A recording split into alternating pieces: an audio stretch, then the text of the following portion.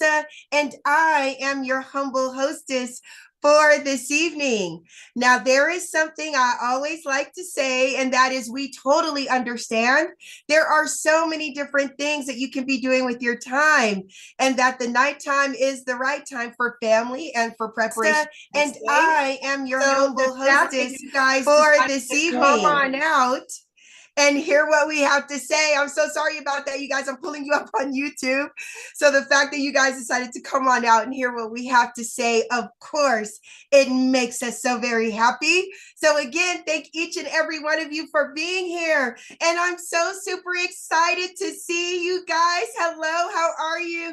Even though this is called our ILCA 5-day challenge, to me, it's our ILCA family reunion, because we only do this once a month. And some of you who do not join our memberships, we don't get a chance to see you until the following month. So it is so very good to see everybody. And also, you guys, this is ILCA's 3rd birthday. We're 3 years old this month. Yeah. So I want to give a big shout out to everyone, Mr. Ivey, our team, everyone who makes this possible, and especially to you, our community, for showing up and being a part of something so very great. Thank you all so much for all your love and your energy. Now, as you guys are coming on, because I see you guys coming in, hello. As you guys are coming in, please type your name and where you are from in the chat box. That way I get a chance to tell everybody who is here on the Zoom call with us this evening. And I will try my hardest to pull you guys up on YouTube without disturbing anything, so I can tell everybody who's joining us on our YouTube channel. So of course, I am going to first start off with Mr. Manny O'Brien. Manny, it is so good to see you, sir. Thank you so much for being here and for being a part of our community. I see Mr. Clairvaux Albert is here. He is always present on all of our ILCA Day challenges. It's so good to see you, Mr. Clairvaux. Thank you so much for being here with us tonight. I see, of course, we have Mr. Leonard Long. He's not on the road tonight. He is at home. Hello, sir. Thank you so much for being here with us tonight. It's good to see you. And there is my good friend, Elton. Hello, Elton. How are you? Thank you so very much for being here. I'm glad to see that you were able to make it. It is always good to see you. Of course, the queen herself, Miss Patty Geis, is here. Patty, don't you worry about it. She says, I am just out walking right now. Miss Geis, thank you so much for being here and for being a pillar of this community. It's so good to see you. I see Miss Kimberly Brooks is here with us this evening. Hi, Kimberly. How are you, sweetheart? Thank you so much for being here. Of course, CJ Jackson is here representing Arizona. Hey, sir. Booyah. There you are. It's good to see you, CJ. Thank you so much for being here. It is always a pleasure. I also see that we have Miss Patty Geis. We have Leonard Long coming in from Los Angeles, and Manny O'Brien is coming in from Tampa, Florida. We are all over the United States. I see the beautiful Miss Carla Arrigo is here. Hi, Carla. How are you, sweetheart? It's so good to see you. Okay, everyone, we're at the top of the hour, so let's go ahead and get our party started. Again, thank each and every one of you for being a part of our ILCA 5-day challenge. My name is your Queen Connectress, Miss Marnita Casa, and I will be your humble hostess for this evening. Now, it is my honor to introduce you all to a man that for over 25 years dominated the direct sales industry. His cryptocurrency education is used by companies and universities worldwide. For over 8 years, he spent his life learning about blockchain technology and cryptocurrency, but he didn't just stop there. He decided to go out and share this information with the masses, and this was done by putting on fun and exciting Bitcoin boot camps nationwide at no cost. He has built wonderful communities and thriving platforms like you see before you now. So without further ado, it's my honor to introduce you all to Mr. Brandon Ivey. All right. Thank you, Miss Casa, for even still showing up. I know you're not feeling too well to being our hostess tonight and still making it happen and looking like nothing's wrong at all. But yeah, she is under the weather a little bit. So thank you for still being able to be here and get us kicked off. And for everybody else, I want to thank you. This is the very first 5-day challenge of 2025. This marks ILCA's 3rd anniversary, and that's very exciting and touching to me because most companies don't make it in its first year. And in fact, 90% companies fell in the first year, and we are still here 3 years later. And in my opinion, we're still getting started.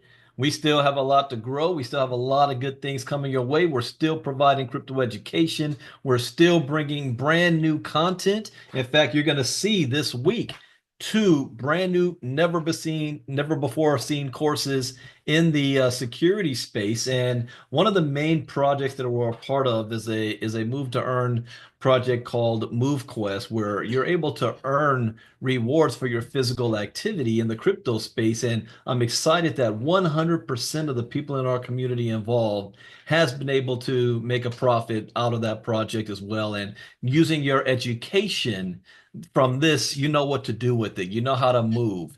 Well, this is also a very exciting time to be alive in because we are also at the beginning of I call it the new Bitcoin revolution, or the golden age of the crypto era is now upon us. The world is changing. And the more people are starting to hear about Bitcoin, hear about crypto, whether they want it to or not. Many of you guys will remember me stating back in the day, when I started learning about this back in 2017, I learned that blockchain technology is going to disrupt every single industry in the world today, whether you like it or not, believe it or not, trust it or not. Your opinion of this is irrelevant. This is going to happen. And what, 8 years later? We're looking at it now where it is happening.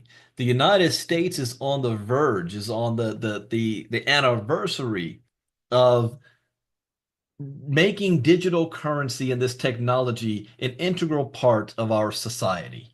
You don't have a say-so in this. This is what's going to happen. I mean, it's coming to the point where all of our money is changing. Financial revolution worldwide.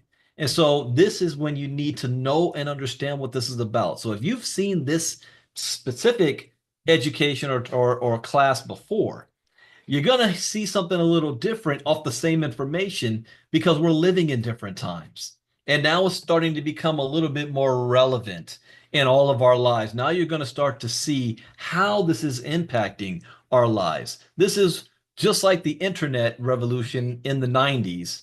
We are going through right now, only this technology is bigger than the internet. Now, let me ask you a question.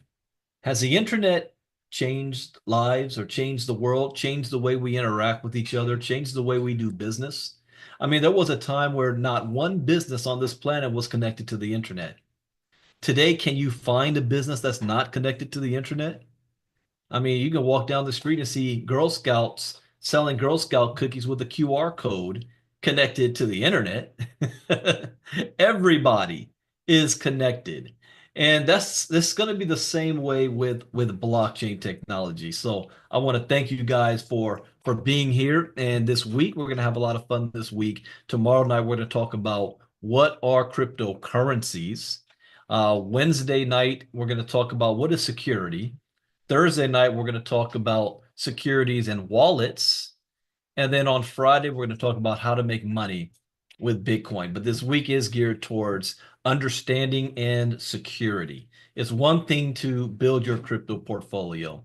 It's another to be able to keep it and keep it safe from the scammers and the hackers and the thieves out there that those of you in our inner circle, you saw earlier this week or last week that there's an entire professional database or system infrastructure out there of professionals. In fact, there's a lesson that's in our security classes that goes over something called crimeware as a service.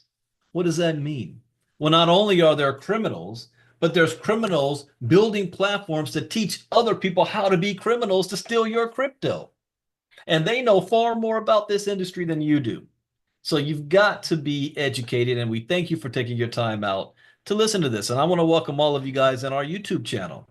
You might see the people on the screen here. These are VIP members and part of our inner circle. But the 5-day challenge, I do for the public, for the community. They can watch on YouTube. So thank you guys for being here. And at the end, we give you an invitation if you decide that you want to be a part of our inner circle. And I can't tell you that it pays to be in the inner circle, other than it pays to be in the inner circle. So let's go over our lesson tonight. And here we go. Just what is blockchain technology? So I'm going to, like I said, gear this towards a move quest. Do you guys realize when you hear the word decentralized, what that means?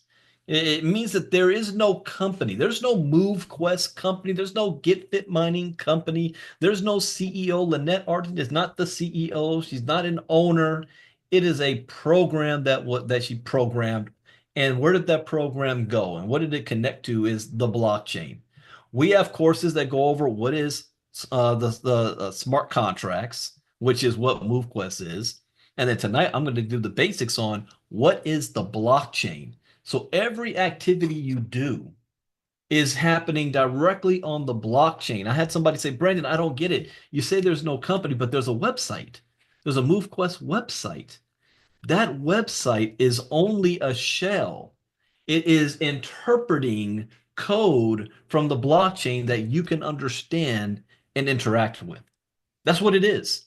All those transactions is not going to a company server or a company headquarters.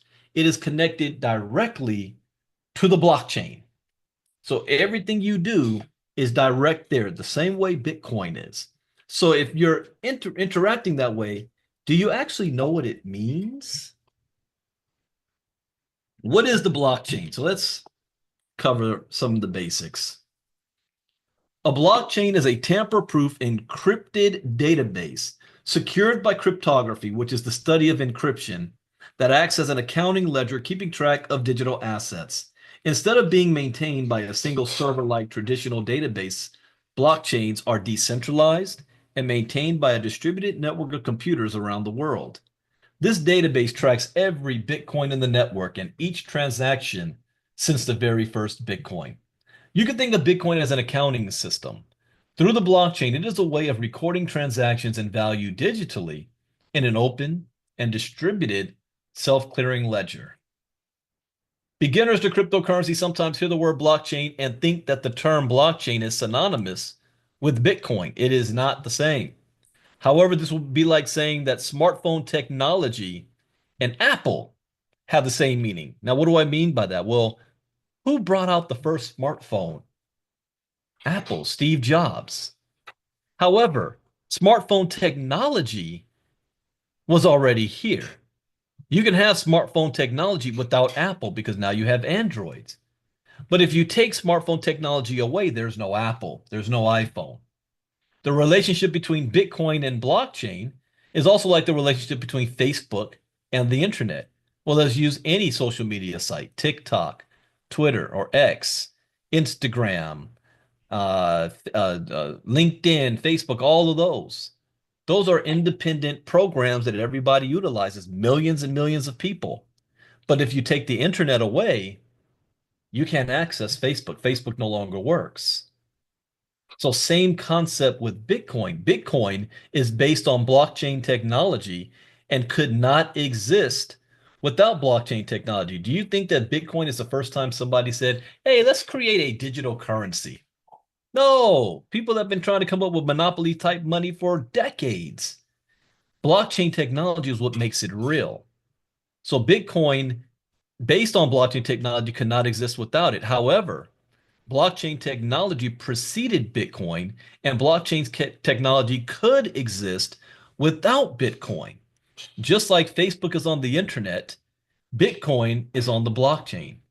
Just like MQT is a part of MoveQuest, it cannot exist without the blockchain. Your miners, what are they connected to? The blockchain. Facebook cannot work without the internet. Bitcoin couldn't work without its blockchain. I broke this down to my father in a different way because he was trying to, one, I do all my lessons in a way that my mom can understand, but I didn't think about, am I doing it in a way that my father can understand? So I broke it down to him like this. When my dad was young, my grandfather used to make toys. They didn't have a lot of money. And so he would make toys. He was a computer programmer himself. He put together his own like ColecoVision system. But he would make toys for my dad and his friends in the neighborhood. And he built a train set and a race car set. And I said, Dad, blockchain is the train tracks.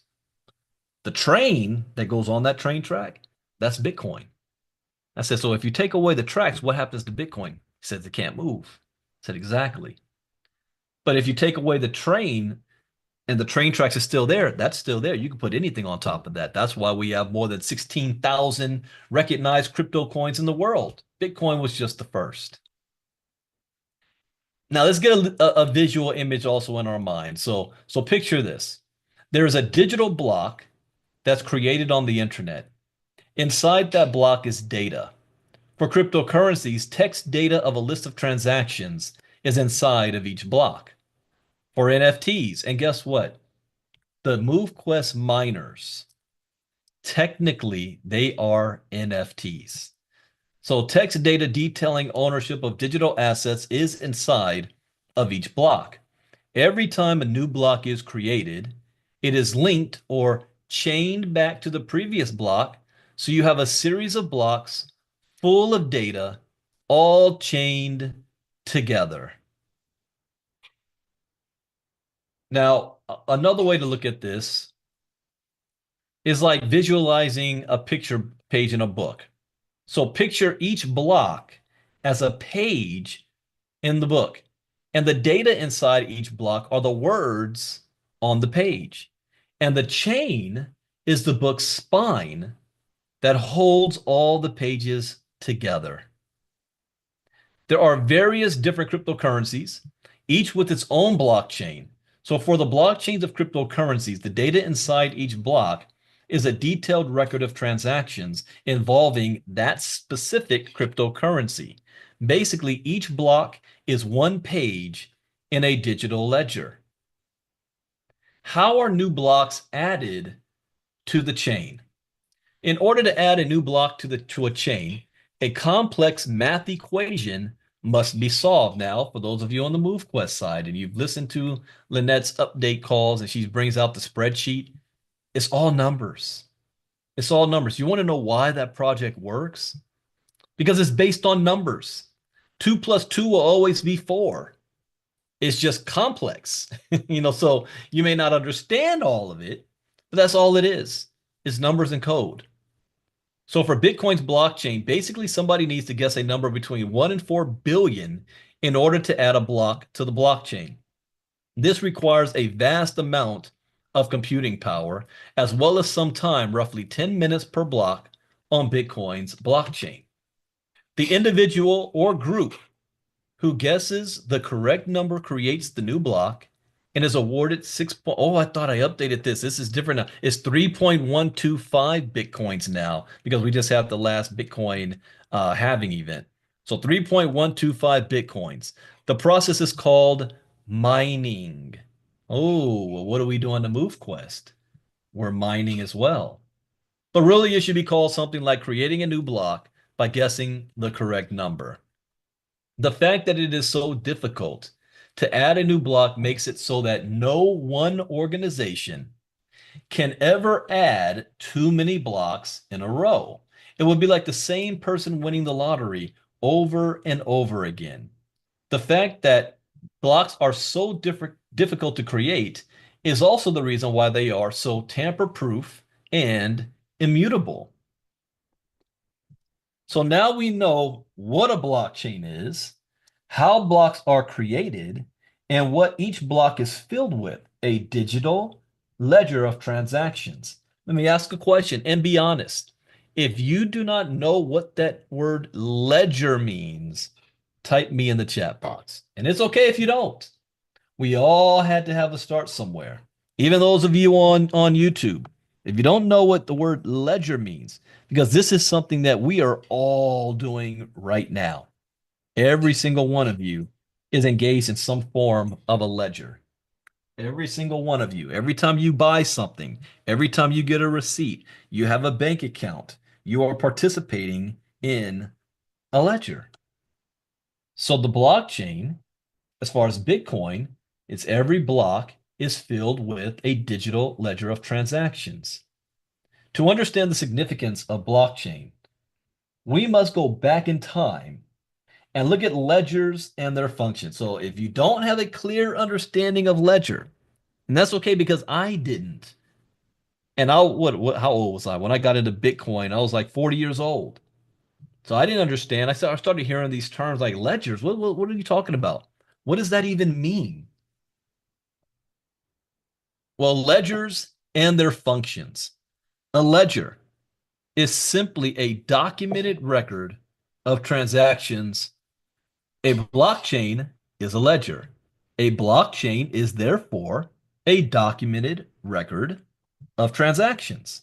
Since the dawn of civilization, people have been trading things with one another. Humanity wouldn't exist if it weren't for the fact that humans trade with one another. Even before the invention of currency, tribes and early civilizations would often keep a record of who traded what with who, dating as far back as 5000 BC in Mesopotamia. People used clay tablets as primitive ledgers to record transactions of crops and animals. Ledgers such as these would also be used to keep track of debts owed. So it was important that they were kept in a safe place to avoid tampering or damage. Ledgers were kept safe inside of guarded temples and palaces, the seeds of the first bank. So if you think about that era, not everybody was literate. Not everybody knew how to read or write. So the wealthy people in the land were those who knew how to read and write, those who knew how to keep records because there were no such thing as copy machines. The Bible was handwritten, so they made handwritten copies. There was no printing press. And actually, with the blockchain, we're going back to the old times because once you carved something in the clay, you can never erase it. It was there forever. When you, what we call it, mint something on the blockchain, it cannot be deleted. It cannot be erased. It's there forever. So we're going back in time. Think about this as well. The richest people in the land were the record collectors, the debt collectors, the tax man, even Jesus's 12 disciples. When he said, you need to leave all of your earthly possessions, come walk with me. They were wealthy men, fishermen. So if you wanted to go into a port and you had goods that you wanted to sell, the first person you would meet is the harbor master. And the harbor master, or the deck master, or the port master is going to say, all right, you need to declare what it is that you're about to sell. And they will take a record of all what you're about to sell. Then, when it's time for you to leave, you go back to that same harbor master and say, here's what I have left. This is what I've sold. And then you'd have to pay the tax for it. And now, the only one with that record is the harbor master. He writes it down. But what if the harbor master doesn't like you? What if last night you got drunk in the tavern and messed with his daughter or his wife? Or they just simply don't like your family? This is where the whole concept of bribery came in. Bribery. Do you realize that that was the part of the cost of doing business since the beginning of time? The ability to haggle. My grandpa, I remember him taking me down to the Compton swap meet every week. He never believed in paying full price for nothing, and he never did. And I thought he was a superhero when he tried to pull that at a grocery store, the local grocery store. And it worked. I don't know how he did it, but he didn't walk out paying full price. Not with cars, not with anything. And then in the neighborhood, during those early days, if your car broke down, you didn't take it down to the shop. There was somebody in the neighborhood who could fix the car. You needed roofing done, there was somebody in the neighborhood. My grandmother grew fruit and vegetables in her backyard. And families, they traded with each other to have a self-sustaining ecosystem. Now wasn't because they wanted to, that was because they had to, because in those early days, segregation. The people who looked like me weren't allowed to shop everywhere and everything. So it was an act of survival. But is it fair? Is it fair that the harbor master can say, you know what, yeah, you got to add a little extra 10%, and they add it to the record? No. So that wasn't a very fair based system, but it was the only system we had. Then later, banks took over the role of calculating and maintaining ledgers. They kept track of transactions as well as debts owed and kept these records or ledgers safe. Except at this point, people were using currency and no longer bartering with crops, animals, or other goods. See, before the banks, what if you had a challenge to the transaction and you wanted to challenge it? You got into a fight. You think that you were wronged. Where would you take it to? The king's court and allow the king to determine who's right or wrong? There's no records. What if you don't have a connection? What if they don't like you? Well, the banks now take the role of that, where everybody can have access to the bank, kind of, as it started to grow. So they kept track of transactions as well as debts owed, and they kept the ledger safe. So it's not in a king's chamber somewhere or in the vault. The bank has it. Everybody has access to that. For centuries, for modern banking, people have trusted banks to keep and maintain ledgers or records where people agree with the information in a bank's ledgers and trust that that information is safe from tampering or damage. Because everyone agrees with the information in a bank's records, banks are often used as an intermediary for transactions between two parties. When you swipe your debit card at the grocery store, and the point of sale terminal states that the transaction has gone through, the grocery store trusts that you've paid, and the grocery store trusts that your bank's records. How many times do we do that on a daily basis? Go to the grocery store, you pull out your debit card, you scan it on the machine or stick that in. Now that device, guess who's paying fees for it? You are, for the convenience of using it, but so is the store for having it in their store. So that third party device is making bank. It gets to charge fees twice for the same transaction. And all it is connecting to the bank so it can read and say, okay, yeah, this person does have money in the bank to cover this transaction. So the grocery store owner says, I trust that that person has money in the bank to do this transaction. Both parties involved in a transaction trust that the records of the bank are accurate. If the bank says the transfer has successfully been completed, then the buyer and the seller can both trust and agree that the money has in fact gone through. So this now gave rise to the third party system, where you have an entire industry built around being the middleman between the vendor and the customer. So, what are the pros and cons of using banks and their ledgers? Well, banks add a level of trust and security to transactions. This is why banks have been around for hundreds of years.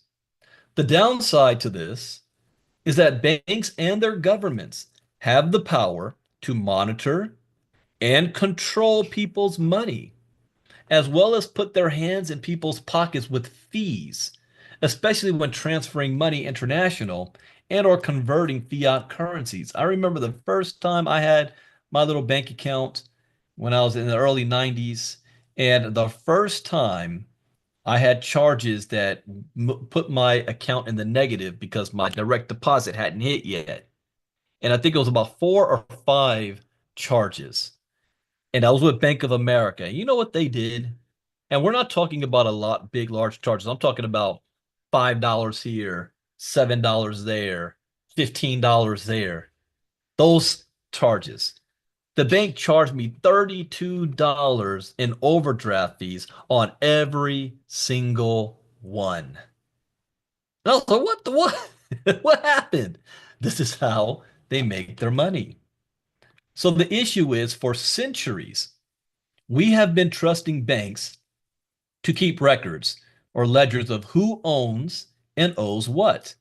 But at the same time, we've been sacrificing some of our privacy, independence, and percentages of our wealth in fees. Let's say you go to the grocery store, or not the grocery store. Let's say you went to the mall, and ladies, you bought a purse or shoes or a dress, and you take it home, you try it on, you don't like it, it doesn't fit right. So you go back, you say, I want to return this. What's the first thing that they're going to ask you for? Because they can look at it and it looks exactly what's on the rack right there, but they're going to say, yeah, can you give me your receipt? Ah, I lost my receipt. It fell somewhere in the car. I don't know. Well, I'm sorry, ma'am. We can't take that back unless I have the receipt. You know, you're the one who sold it to me yesterday. Remember me? We talked about your kid, my kid play. What? You know, it was me. Look at the security cameras. It shows you timestamp me coming in here at this time. This is what I was wearing. Yeah, I understand all that, but without that receipt, we can't do it. That's the power of that ledger. Now, what if there was a better way? What if there was some form of modern technology that could help us get the best of both worlds? And I'm not talking about that one thing that Donald Trump just did an executive order banning. Who could type what that is in the chat box? What did he just ban in the digital space?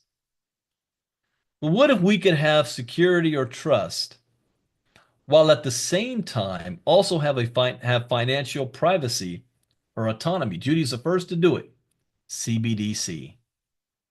We will have a whole course on CBDCs too. We would need a secure ledger that everyone could trust and agree on, and that wasn't able to be controlled, interfered with, or manipulated by any person or institution. How revolutionary would that be?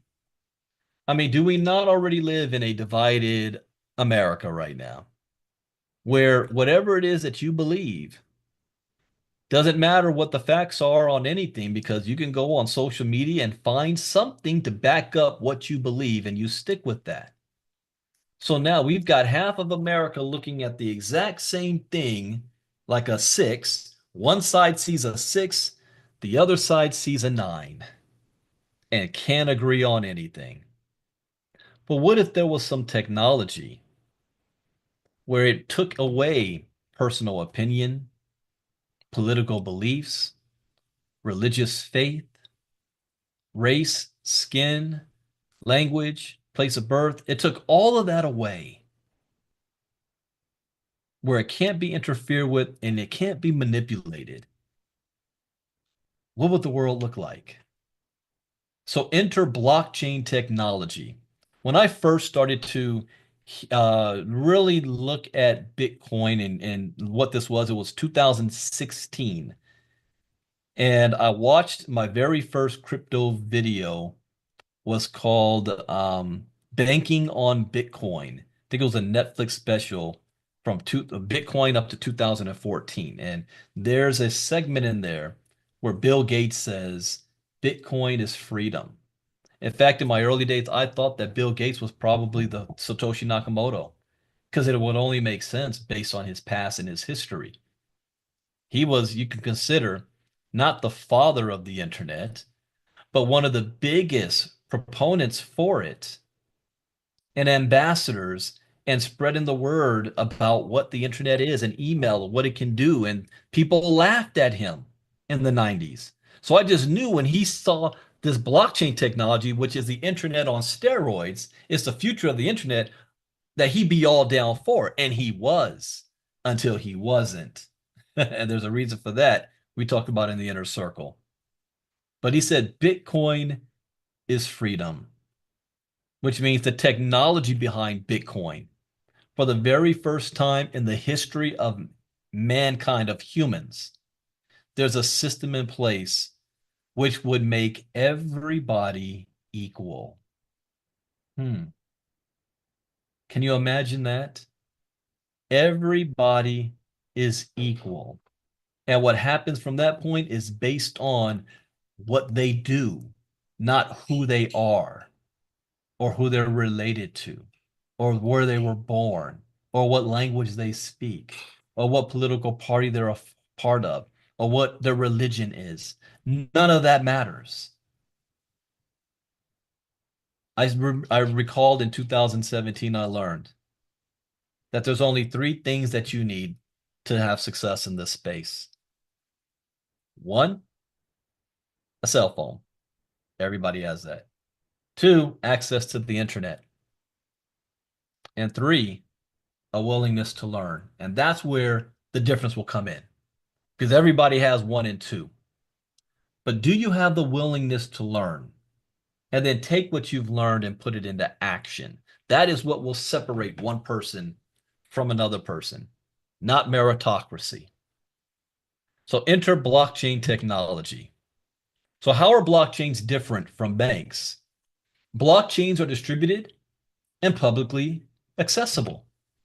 A blockchain is a digital ledger, but it is a ledger that everybody has access to. Yet, nobody can tamper with or control.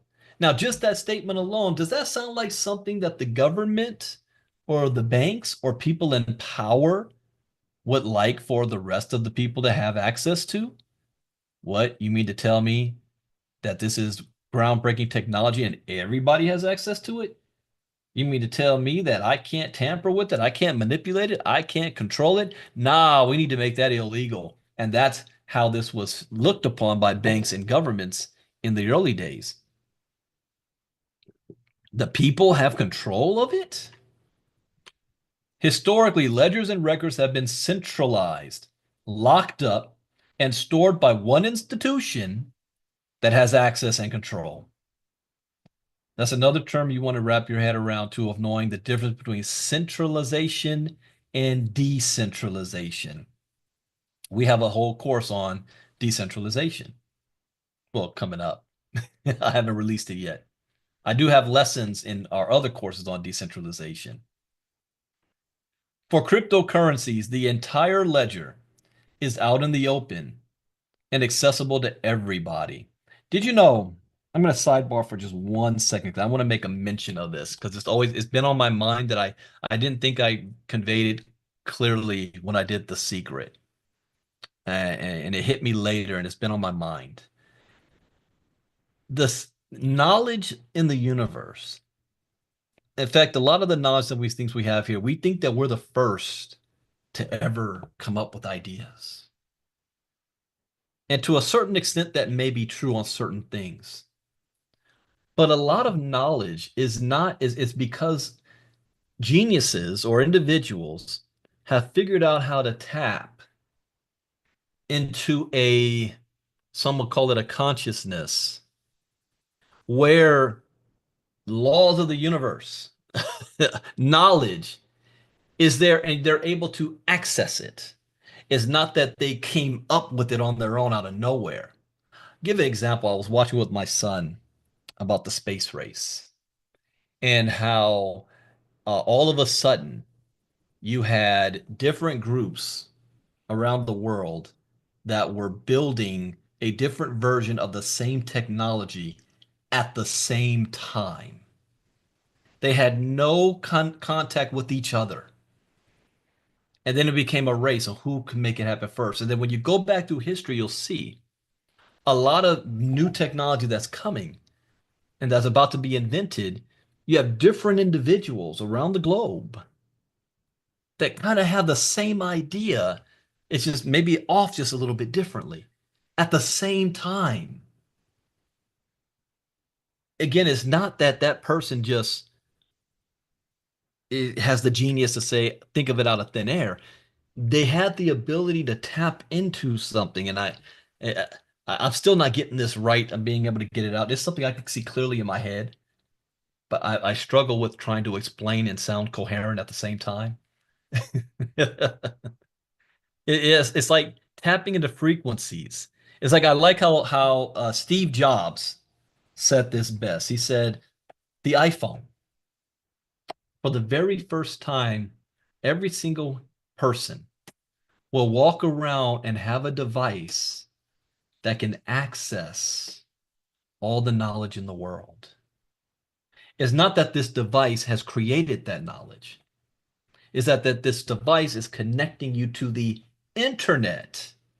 And the internet is connected to everything in the world.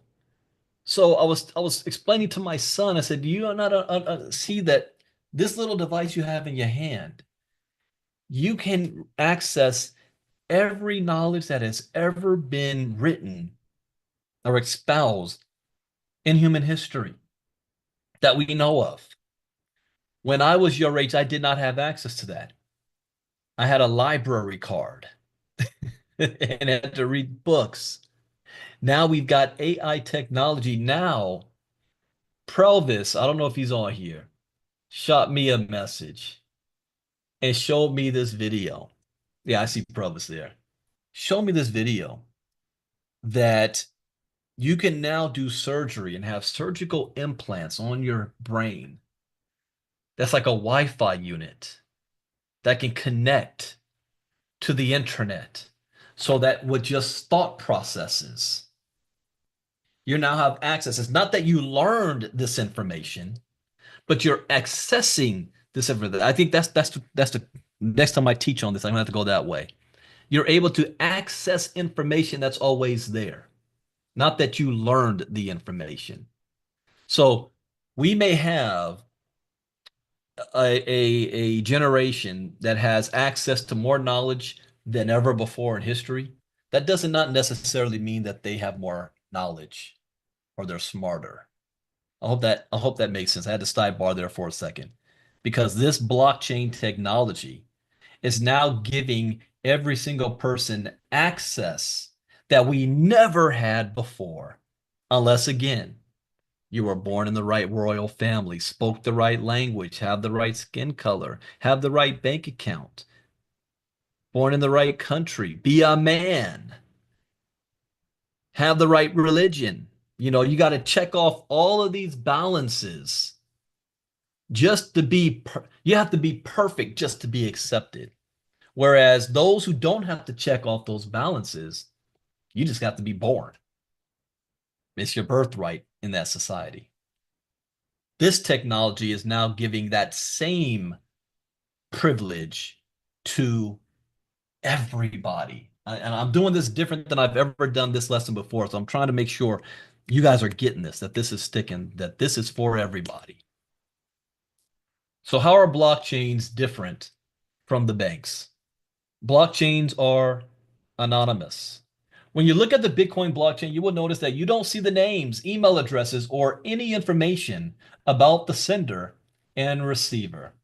All you see are transaction hashes and wallet addresses.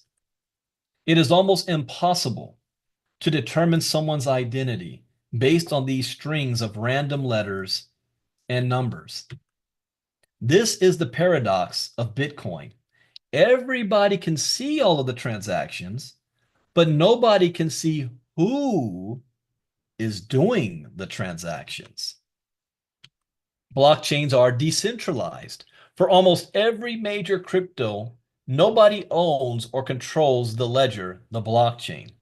The blockchain is available for anyone in the world to see, no matter where they are. Having a decentralized ledger plus the inherent security of a blockchain eliminates the need for an institution, bank, or government to be the middleman. Having a transparent distributed ledger or blockchain means that cryptocurrency is open to everybody on the planet. An entire 31% of adults in the world do not have access to a bank account. But if they have access to an internet connection, then they can access cryptocurrencies. Blockchain blocks require majority agreement to be valid. What makes a blockchain so secure is the fact that it is distributed. There are multiple live versions of each blockchain. If someone is able to tamper with even one block on his live version of the blockchain, then everyone else will instantly see that it doesn't match up with the other live versions and it will be discarded.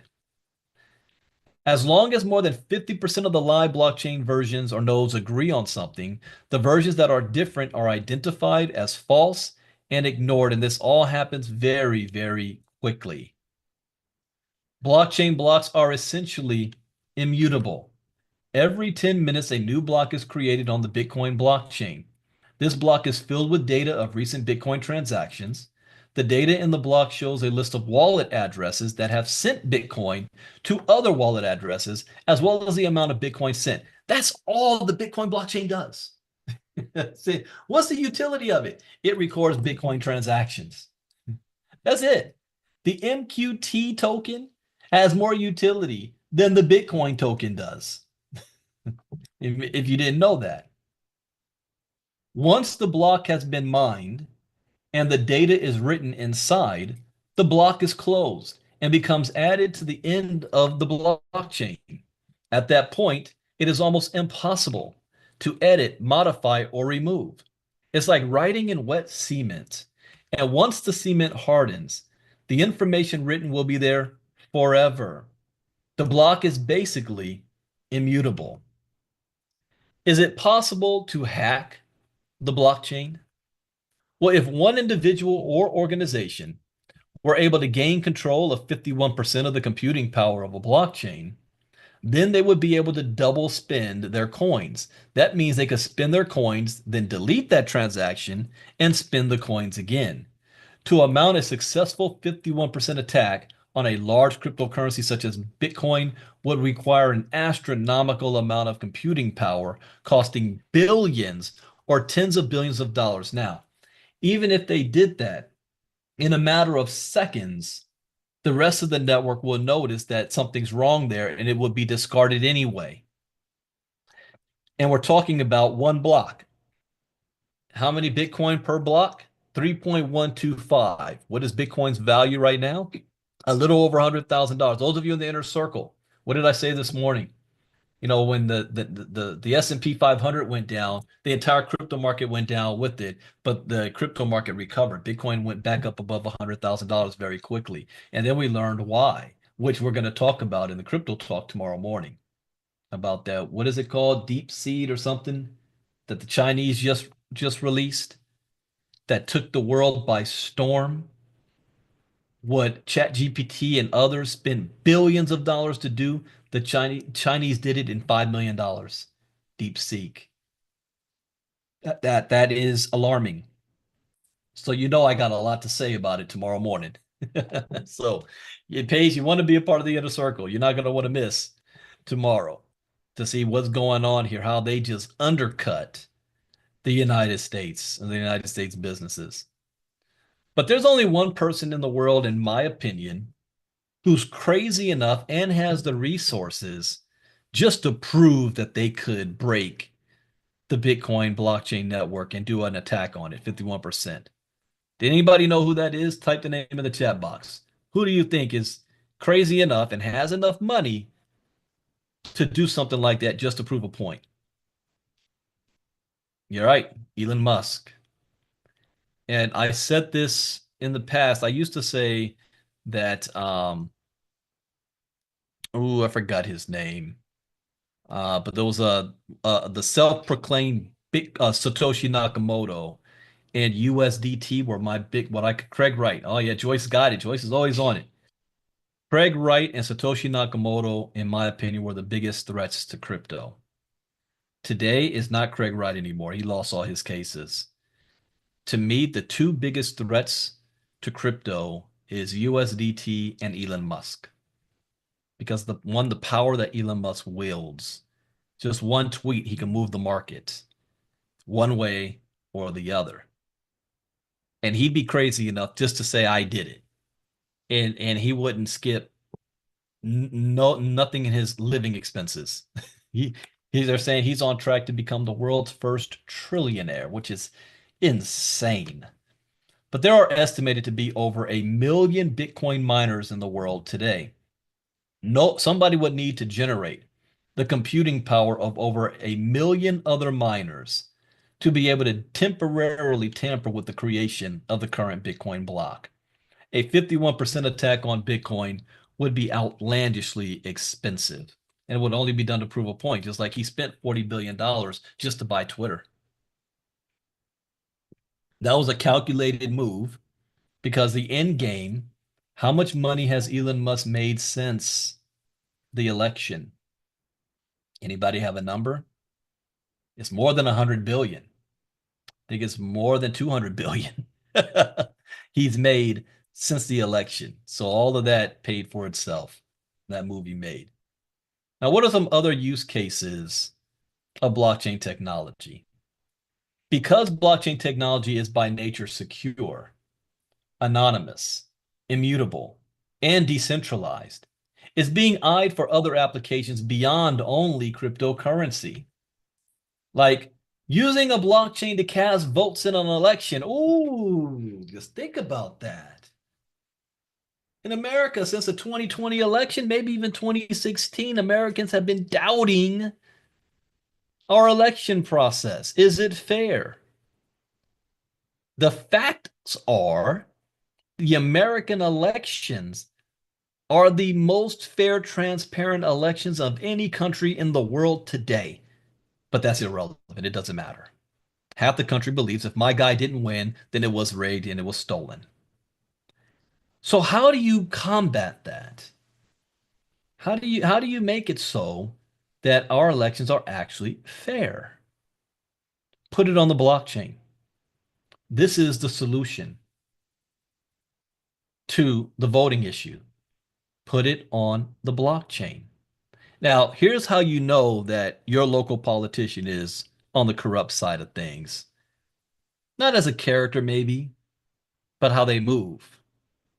If you go to them and say, hey, why don't you propose and start a movement to put voting on the blockchain to make it fair?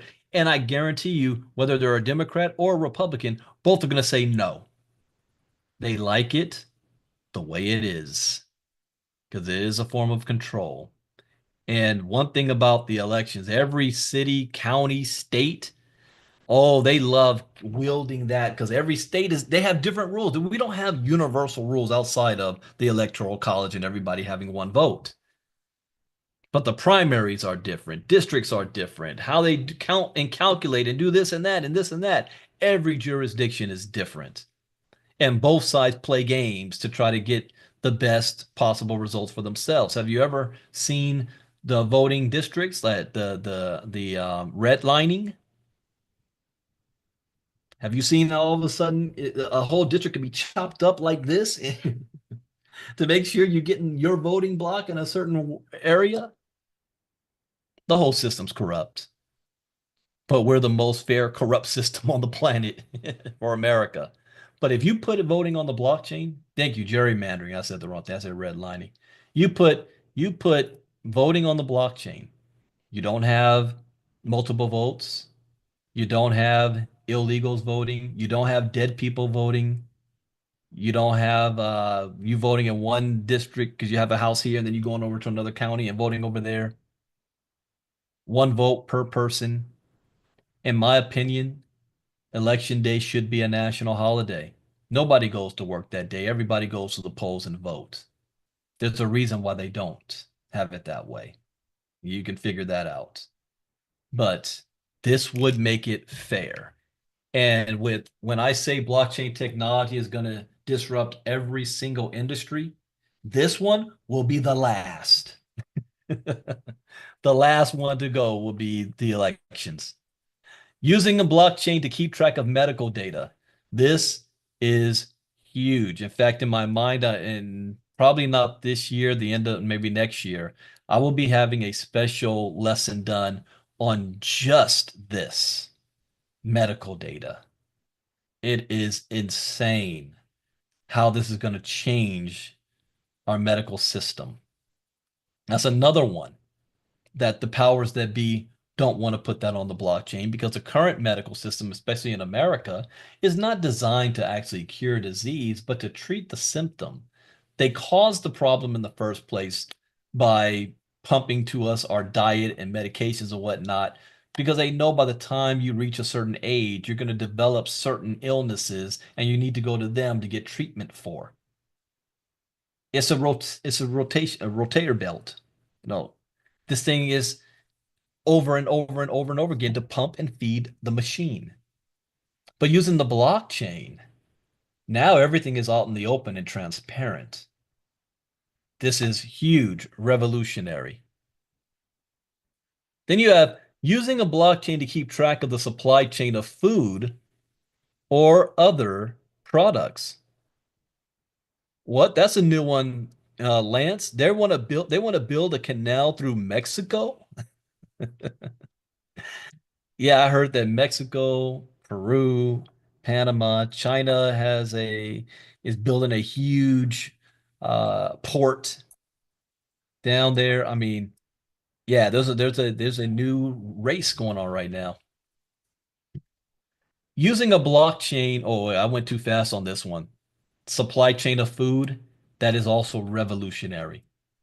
I want you to imagine now AI technology being thrown into the mix because it will. Catherine, all knowledge is accessible through remote viewing. Oh, you're touching on some other stuff, Catherine. That's another day.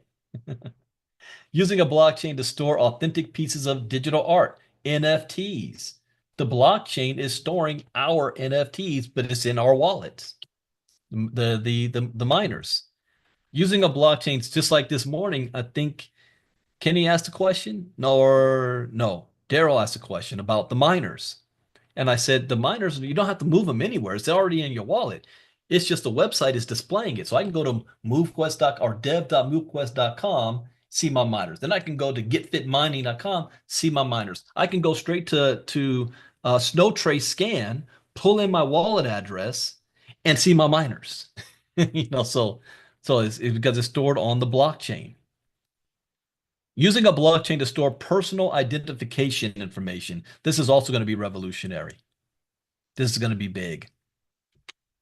Using a blockchain to store important information like deeds, such as for land or a home, that's also huge. I was even watching this on the news the other day. They're still having a problem in South Africa after apartheid of making sure that the right families are getting their land back. The problem is we're talking about a long time, 200, 150, 200-year history where since thousands of years, one family or village had access to the land that was there. And then when colonization took place, you had these colonizer farmers that now took that land and was working on it for 100 years. And now you're trying to take it from them and give it back to the originals. But now that original family, nobody's alive from when it was taken in the first place. It's their descendants, and there's a lot of them. Which one has the right? So there's infighting with the families over patriarchy and who gets what and what. It's like me and Marnita fighting over some land from Louisiana, from our great grandmothers and whatnot. Now, I will win that because I'm the bigger cousin. But she has every right, just like I do.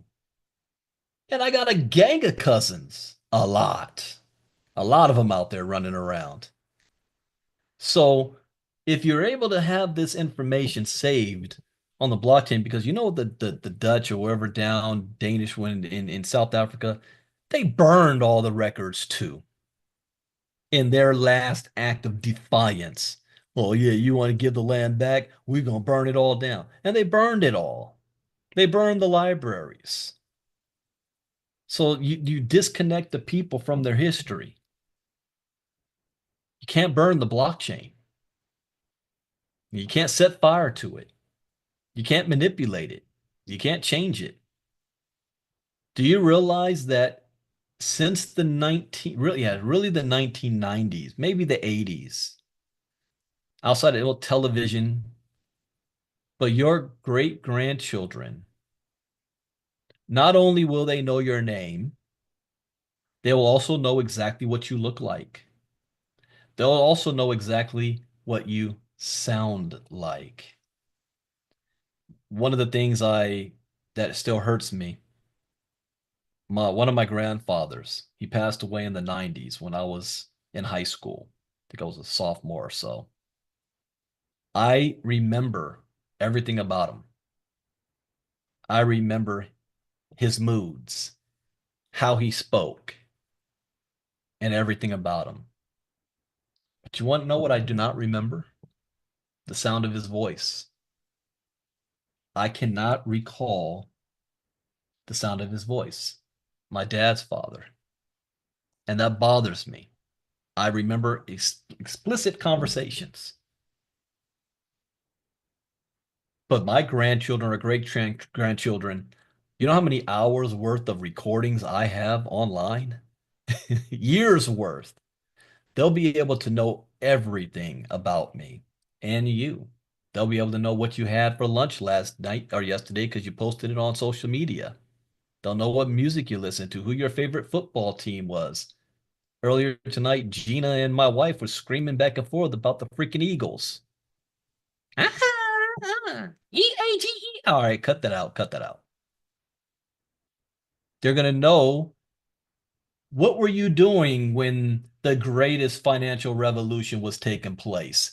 Were you on some bullshit or were you actually learning about blockchain technology that could change our family tree? They're going to know that. Hmm.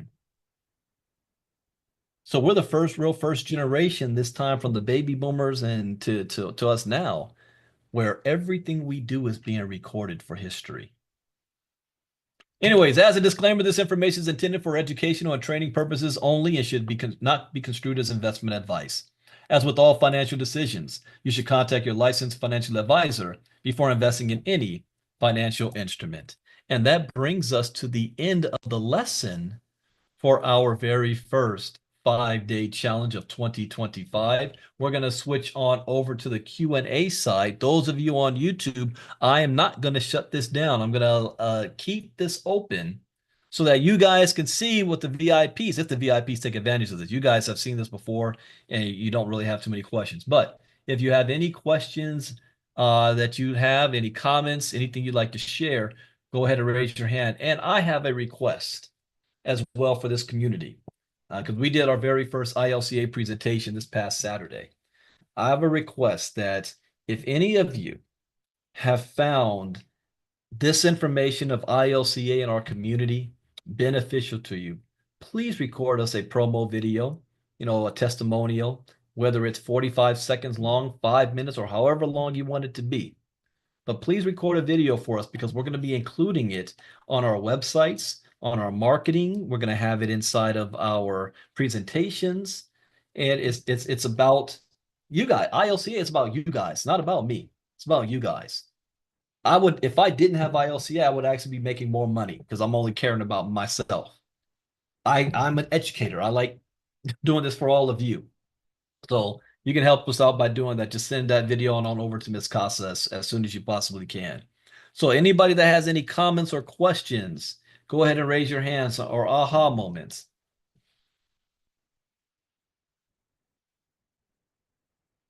Yes, Miss Judy, go right ahead. Hey, Brandon, I just wanted to comment on something that took place earlier today with DeepSeek.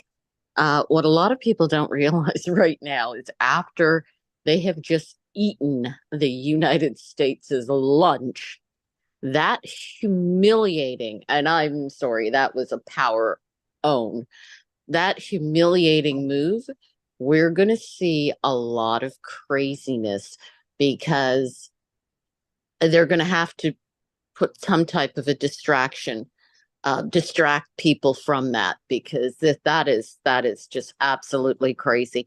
And right now, DeepSeek is under tremendous attack. Tremendous attack. So I would suggest people, if they want to try and download it, go ahead and download it. Has anybody downloaded it yet? I did. I have, but I cannot get my my security code to start using it. But I did do something interesting. I created a little graphic from Chat GPT, and it didn't like it too much, but I requested it create a graphic of DeepSeek devouring Chat GPT. Yeah, it gave me the graphic, but then it said we cannot produce any more graphics. Wow. I'm going to share a Yeah. screen real quick because this show, once I heard about it and saw it, I immediately was curious and was like, DeepSeek, what is this? So I went and I downloaded it, but I haven't had time to play with it or do anything with it yet. But here it is. Hi, I'm DeepSeek. How can I help you today? Looks just like ChatGPT. One of the things I was reading the article though is this is programmed through the lens of the Chinese, not Yes. America. So so the Americans were screaming, wait a minute now, Americans are going to be influenced by Chinese culture and da da da da da from the AI. And apparently this AI is more powerful than ChatGPT, far more powerful. So I haven't played with this yet. Is this more like a ChatGPT or can it be conversational like my Pi? I like Pi. Anybody know that? Or has anyone played with it? I think it can, Brandon. If you check the Telegram, I sent you a couple of things on that. There was it asked, there was one guy who did an experiment where he asked Chat GPT as well as DeepSeek about the Uyghurs and got two completely different answers. But but DeepSeek was more honest. Sorry, don't mind me, my fire alarm is just chirping. DeepSeek was more honest in coming out and saying that that the answers it provides are in line with the Chinese government. If you look in the Telegram, you'll see. I think I sent it to you. Then you sent it to me on Messenger. But On Messenger? Okay. Yeah. All right. Well, thank you for sharing that, Judy. All right. Anybody else? Any comments, questions, aha moments, anything you'd like to share?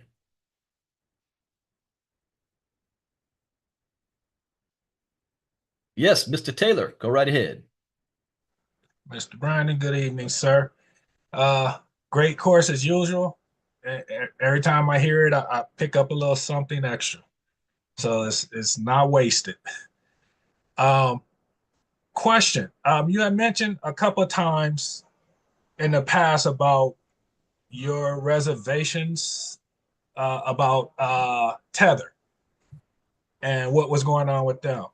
So now that Trump appointed the big guy at the bank of handling Tether, and then Tether just moved all their headquarters to El Salvador. Mm-hmm. And what El Salvador's doing with their movements towards crypto, do you think that's gonna strengthen Tether to where they will be around, or do you still kind of see them maybe fading, having problems and fading away? It will strengthen them, but I still have no faith in it long term, especially based on how they got started, and it's still the same people behind it, and they're being under attack in Europe, so now they're running off to South America. So Tether's still good to use, but long term, I'm always going to stick with USDC rather than USDT. But USDT is still safe to use. When I say I'm scared of it, not that I'm going to lose money. I'm scared of the fact of what or the threat of them of some illegal or dirty stuff comes out and that impact the entire market because they're so big. Like FTX impacted the market when it went down. Binance impacted the market. Terra Luna impacted the market. Tether's sitting on multiple billions of dollars that people's got their money sitting there with. That makes me real nervous. But it's a good move, but I'll still stick with USDC over Tether. Okay. So it would be good to maybe split up your holdings and Yes. not have everything in Tether and have some in USDT. Correct. And that should be the goal anyway. Yep. Don't put all your eggs in one stable coin. Okay. Thank you, sir. No problem. Next up, we have Miss Patty Geis. Go right ahead. Hi, Brandon. Sorry, God, am I sideways? There you go. You almost turned upside down. Keep going. Other way. Well, there you go. You're right side up. Sorry, I have no lighting, no nothing. Just got home from traveling. But anyway, okay, so kind of on the same lines of what we talked about in Crypto Talk, my question that I asked you in Crypto Talk. What was that again? As far as exchanges, Say that again. the crypto holders in the exchanges, the Okay. percentage in and outside of the U.S. And the what was it about the ability of the United States to be able to move the market as opposed to other countries? Well, yeah, based on what's happening here in the States versus what's happening outside of the country, although most of the holders and the miners and everyone are outside of the country. But just how our US economy, well, anyway, so this is my question now about when we look at the blockchain and medical data. So there's always these hacks and all these different things and all these companies, Bank of America, Chase, a lot of different hospitals and medical organizations. So with medical data, having it on the blockchain, you know, when you look at HIPAA laws and things like that, I was trying to think how that would look. So in your opinion, how would that look? So we wouldn't necessarily have a wallet, but we could have a specific ID that is directed just towards us, right? But then would you think that they would have all of our data on a blockchain and have people validating and looking at that, you know, having 1 million people validate the data? No, well, here's what I think how personal? it's going to play out. Bitcoin is one blockchain, public, open source to everybody.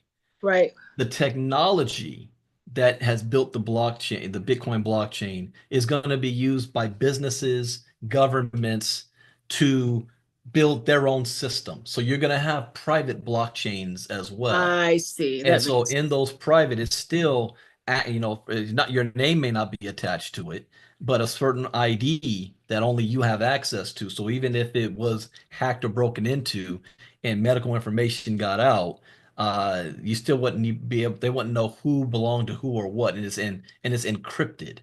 So it Gotcha. literally is yours, but I think there's also going to be a national or a world type database as well for medical issues. So if you're on a flight from one country to another, you have a medical emergency, you're not able to speak and tell your name, they scan your hand or something on your body or a card, your medical data, and it goes right back to wherever your source of hospital is, your doctor. They're alerted that there's an emergency going on, and then they, you know, there's so much that can happen here.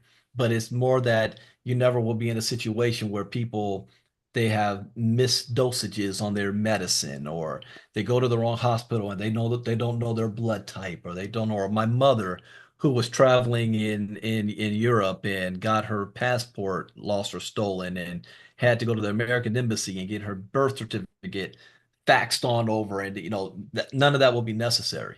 But it will be secure, more secure than what we have right now. But internally within a specific company. Correct. And then within that company would have like the validators, you would say? Oh yeah, that would put the and there'll be a information on. national one, there'll be a federal one, and I think we will have the Okay, say that so makes on sense. that. Yeah. But the whole point is that the way they're storing our records now Yeah. will be moved to some version of a blockchain storage. Gotcha. Thank you for that. No problem. Oh, yeah, you get me fired up. I'm ready to write that lesson. That would be good.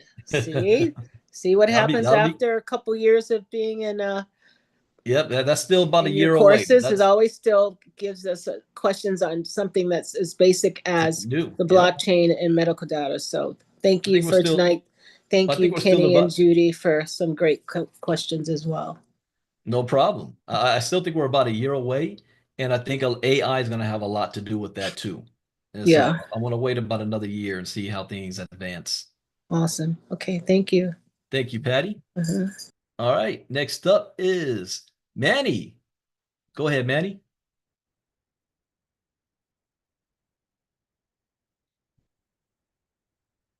You should be able to unmute. Yeah, there you go. Yes. My apologies. It's been a while. Great to be here. Thank you for the lesson. My aha moment was the discussion around the DeepSeek and the very notion that NVIDIA lost almost $600 billion in market share. It was the the up and coming new thing, and now they are scrambling. In addition, a lot of power companies have to consider that they're not going to need to find generation for all these mining things. Or all this, AI was supposedly going to take up a lot of power Yes. usage.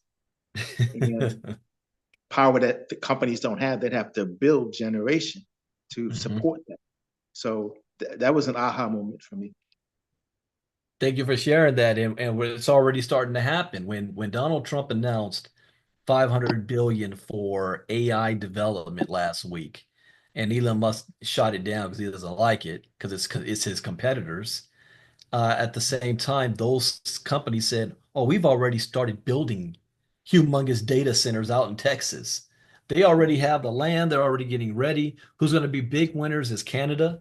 Companies that want to utilize natural energy from the Niagara Falls and different in cold environments. Who else is going to benefit is again an Elon Musk, because Nikola Tesla had already written about how to have free energy. The technology is already here. It's suppressed because you're not making money off of it, and they like making money off the power grids we have right now. So eventually, there's going to come to a point where you're going to start to have businesses um, offering this free energy backed by the government, because they're going to need government permission to do this backing. And that's another reason why you have Elon Musk cozied up next to Trump, and also Mark Zuckerberg, because he's completely interested in that and being able to provide free access to the internet around the world, free electricity without power grids. This isn't new. I mean, this technology is more than 120 years old.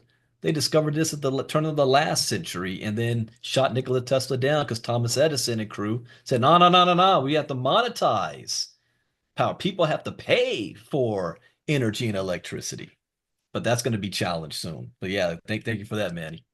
It's my understanding also that they're looking to repower 3 Mile Island because of electricity. Yep. That's something the demand is for that. So if they don't allow the free energy, we're going to see a whole lot of new power plants spring up and to cover, because AI is going to eat up this energy and the demand for it. The energy is not going energy availability is not going to keep up with the demand. So be ready for our energy costs to skyrocket in the next 2-3 years. Thank you. Thank you, sir. All right. Kenny Taylor's back. Go ahead, Kenny.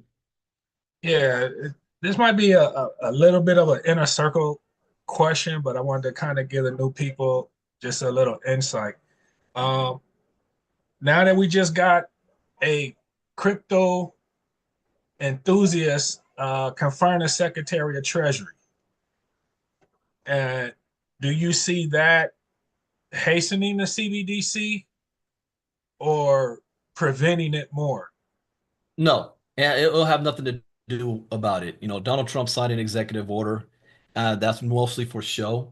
The Fed has already made the decision. There will be a CBDC. So that what that does do is it's going to hasten our private sector ability to have better regulations for crypto companies, and we completely reverse the way Gary Gensler was acting. But no, it's not gonna. The CBDC thing is, especially for Donald Trump, that's for show. This is my opinion. Even though he signed the executive order, things still need to be approved through Congress and the House, and at least he'll be able to say, "Hey, I signed the executive order about it." Whether or not it will actually come into fruition or not is a different task. When these other nations launch their CBDCs, we're gonna have no choice but to have to launch ours. So for me, it's not a matter of if, it's more a matter of how. What crisis will happen, whether natural or man-made, to use as an excuse to bring it on. If we have another economic collapse like the Great Depression, the people are going to be demanding for a solution.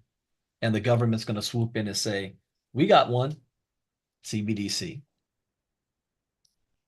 Can you kind of break down what a CBDC is for new people? Yeah, CBDC stands for Central Bank Digital Currency. So your money, your cash, this is a fiat currency, but it is centralized. It is owned and controlled by the US government. They are the only ones that have the right to print it, to rule over it, to monitor this. Now, the CBDC will take this and digitize it. So you'll still have this, but physical money will go away and it will all be digitized, but it's not a cryptocurrency. Cryptocurrency is decentralized. There is no government or anything controlling it, but the CBDC will be controlled by the government.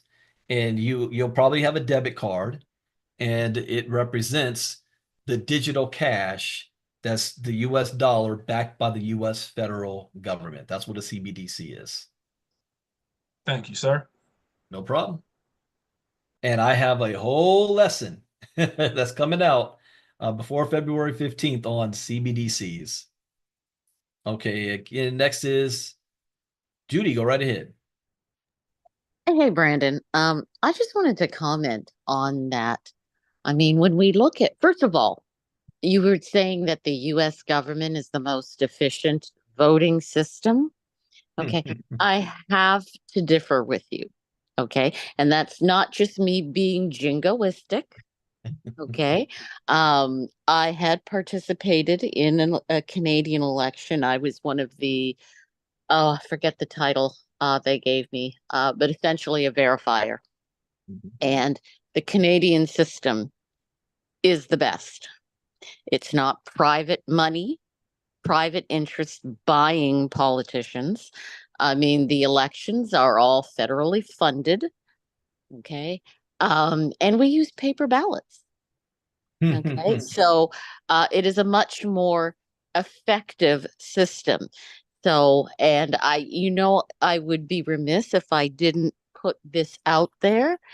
I mean, if the US government really wants DOGE, a Department of Government Efficiency, they might want to consider hiring a few Chinese developers.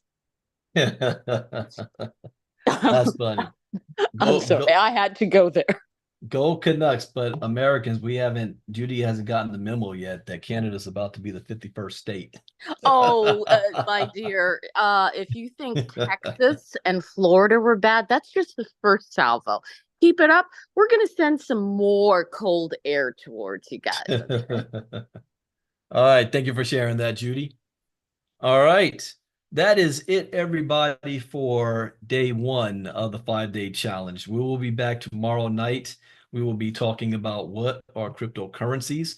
Just to let you guys know, we still do our Inner Circle Crypto Talks every morning. So everybody that's on Zoom right now is already in the Inner Circle. Those of you on YouTube, we invite you to be part of our Inner Circle. It pays to be here. I can't stress that enough. Millions of dollars has been earned and made from the information shared in our Inner Circle for those who have taken action, and many people's crypto has been protected because you're informed about what's going on. So I'm going to have a good topic tomorrow. I want to talk about that Deep Seed.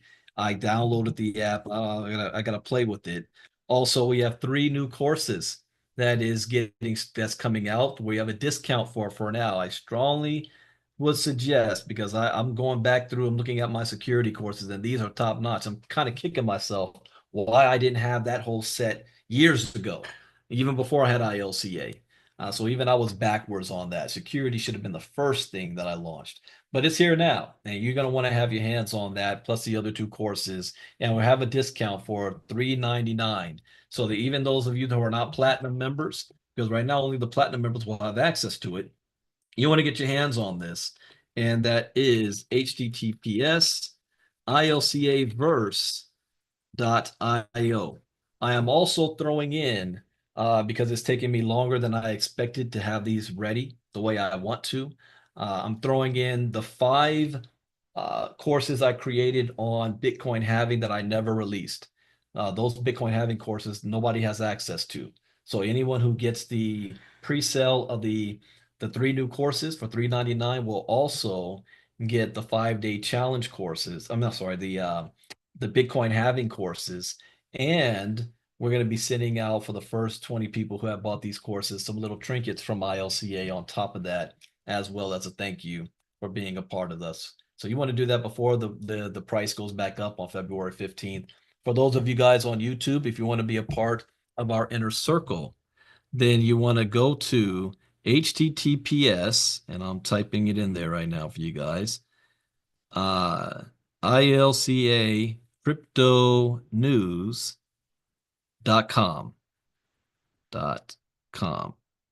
Sign up to be a part of our inner circle. If you're a part of MoveQuest, we will be doing a special inner circle call to Wednesday night, Wednesday afternoon, right after Marnita's presentation. If Marnita's able to do it, and she's under the weather, so I might have to step in to do that. But after that, we'll be doing that call for the inner circle tomorrow night for those of you in MoveQuest. And really right after, I'm going to keep this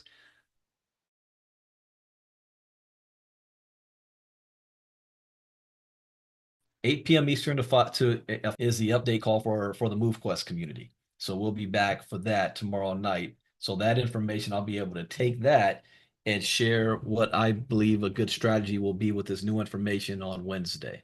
So we got a very busy week. I'm looking forward to this and expanding our community.